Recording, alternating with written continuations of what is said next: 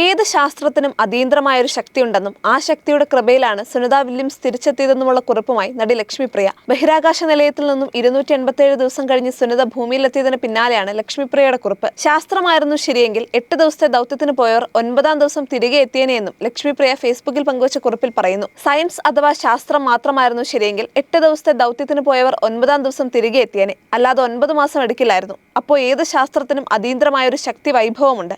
ആ ശക്തിക്ക് മുൻപിലാണ് സുനിത വില്യംസും ബുച്ചുമൊക്കെ വണങ്ങുന്നത്. ആ ശക്തിയുടെ കൃപയാൽ ഇത്രയധികം കോടി മനുഷ്യരുടെ പ്രാർത്ഥനയാൽ അവർ ഭൂമിയിലെത്തി. മുൻ ബഹിരാകാശ യാത്രിക കൽപ്പന ചൗളയ്ക്ക് സംഭവിച്ചത് ഓർക്കുക. എല്ലാ പേടകങ്ങളും ലക്ഷ്യത്തിലെത്താറില്ല. അതീവ സുരക്ഷയോടെ എന്ന് പറഞ്ഞ് നിർമ്മിച്ച ടൈറ്റാനിക്കിന് എന്താണ് സംഭവിച്ചത്? ശാസ്ത്രം എത്ര വളർന്നു വലുതായി എത്ര IVF ചെയ്താലും ജനിക്കാൻ ഈശ്വരനിശ്ചയമുള്ള കുഞ്ഞുങ്ങൾ മാത്രമേ ഇവിടെ ജനിക്കുകയുള്ളൂ. ഏത് രോഗത്തിലും എത്ര ശാസ്ത്രം എന്ത് കണ്ടുപിടിച്ചാലും രോഗി ശാസ്ത്രത്തെ അമ്പരപ്പിച്ചുകൊണ്ട് ചികിത്സ ഫലിക്കാതെ വിട പറയും. എത്ര ഉയരത്തിലെത്തുമ്പോഴും അതിനും ഉയരെ നോക്കി എന്നെയും നയിക്കുന്ന എനിക്ക് മുകളിൽ ഒരു ശക്തിയുണ്ടെന്ന് തിരിച്ചറിയുമ്പോഴാണ് നാം എളിമയുള്ളവരാകുന്നതും പ്രകൃതി കൂടുതൽ കൃപ നമ്മോട് ചൊരിയുന്നതും. ഉന്നതിയിലും ശാസ്ത്രത്തിലും വിരാജിക്കുമ്പോഴും അചഞ്ചലമായ ഈശ്വരഭക്തിയും വിശ്വാസവും മുറുകെ പിടിച്ച സുനിത വില്യംസിനും ബുച്ചിനും ആശംസകൾ. ഇതാണ് നാം നമ്മുടെ മക്കൾക്ക് പറഞ്ഞു കൊടുക്കേണ്ടത് എന്നാണ് ലക്ഷ്മിപ്രിയ കുറിച്ചത്.